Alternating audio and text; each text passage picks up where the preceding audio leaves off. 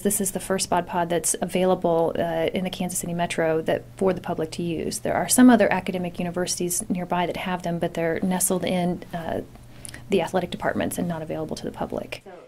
So if someone has some particular goals, whether it be weight loss or maybe they don't want to lose weight, but they would like to increase their muscle mass, they can come in and have the body composition testing done prior to the start of their program, sit down with one of our dietitians, have a tailored program to their needs and their goals, and then we'll test them post to see what changes that they really did see. Hi, my name's Chris. I work at the University of Kansas Medical Center, and I volunteered to take part in the Bod Pod test. The test itself was pretty easy. After having my height measured, I had to make a quick wardrobe change and then step on a scale. Once the Bod Pod was calibrated, I got inside and just sat still for a couple of minutes. What wasn't easy was hearing the results. I've always considered myself a pretty fit person, so I was really surprised to learn that my body fat percentage was at 22.5%. About the same time as my Bod Pod test, I found out that my Great Dane Dobie had gained 15 pounds in the past year.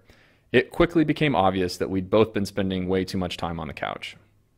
Since we needed to shed some pounds, I came up with a plan: eat better and exercise more. For Dobie, that meant switching to a low-fat dog food, adding a long walk in the mornings, and spending more time playing at the park. I adopted a similar plan. My first stop was Kermeyer Fitness Center. On Mondays, Wednesdays, and Fridays, I lifted weights.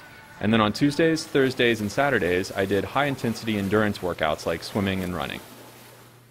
The second component of the plan required me to examine my diet.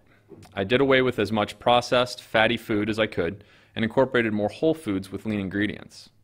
Other than spending more time in the kitchen and the occasional sore muscle, the plan was overall pretty easy to adopt. After 3 months of doing a fairly good job of sticking to the plan, I was back in a Speedo. Now you've got to system to make sure your hair looks perfect afterwards. Yeah. I knew from the scale in the gym that I'd lost weight, but I was really curious to hear the details. The final tally showed a decrease in fat mass of 14 pounds, an increase in muscle of 4 pounds, and an 8% drop in body fat.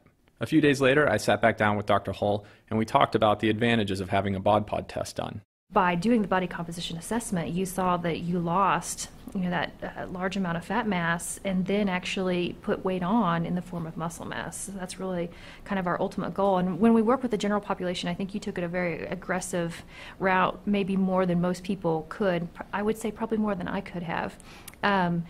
Typically, what our goal would be is to minimize loss of muscle, because when weight is lost, there'll be fat mass that's lost and there'll be muscle that's lost too.